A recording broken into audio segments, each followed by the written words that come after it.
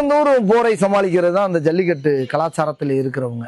ஏன்னா அந்த இதில் இருக்கும்போது என்னுடைய தாய் வீரத்துணூறு கொடுத்து போருக்கு சென்று வாடான்ற மாதிரி ஒவ்வொரு ஜல்லிக்கட்டுலையும் எங்களை கூப்பிட்டு வச்சு ஆளாத்தி எடுத்து எங்கள் ஊருக்கு வந்திருக்க மாடுபிடி வீரர் வருக, காளை உரிமையாளருக்கு காளைக்கு துணூறு போட்டு ஆளாத்தி எடுத்து வரலாறு உண்டு. ஆனால் இன்னைக்கு வீட்டுக்கு சாப்பாடு வைப்பாங்க, ஆளாத்தி வச்சு வீட்டுக்கு விருந்து கூப்பிடுவாங்க, வாங்க இங்கே சாப்பிடுவாங்க, அங்கே சாப்பிடுவாங்க, இங்கே சாப்பிடுவாங்கன்னு சொல்லி வீட்டுக்கு கூப்பிட்ட வரலாறு உண்டு. ஆனால் இன்னைக்கு 10 டோக்கன் தரீங்களா, டோக்கனை விற்கிறாங்க.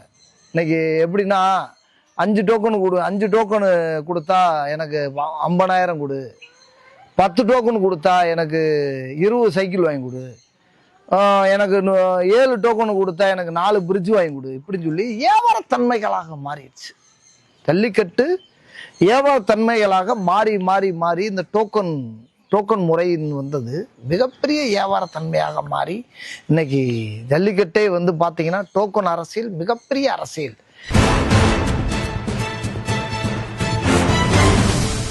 ஜல்லிக்கட்டு வீரனும் அந்த அளவு சம்பாதிக்கிறாங்களா இதுக்குள்ள? அலங்காநல்லூர், பாலமேடு, அவனியாபுரம்ன்றது 8 கோடி 7 கோடி.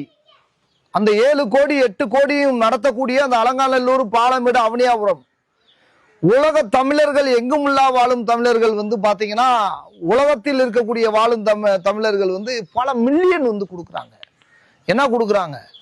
நம்மளுடைய கலாச்சாரமும் பண்பாடும் தூக்கி பிடிங்க தமிழர்களுக்கு உலக தமிழர்கள் வந்து மில்லியன் கணக்கில் கொடுத்து அந்த ஜல்லிக்கட்டை பாதுகாக்கிறாங்க. அது போக ஸ்பான்சர் தமிழ்நாட்டில் இருக்கக்கூடிய ஒரு தொழிலதிபர்கள் பூரா இந்த ஜல்லிக்கட்டை ஊக்கப்படுத்தணும், பாரம்பரியத்தை அடுத்த தலைமுறை கொண்டு போகணும்னு சொல்லி. ஆனா அது முறையாக நடக்கிறது கிடையாது.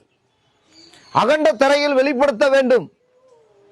அகண்ட திரையில் வெளிப்படுத்தி சிறந்த மாடு, சிறந்த வீரர்களுடைய திறமையை வந்து வெளிப்படுத்தி இதை வெளிப்படை தன்மையாக நடத்த வேண்டும்.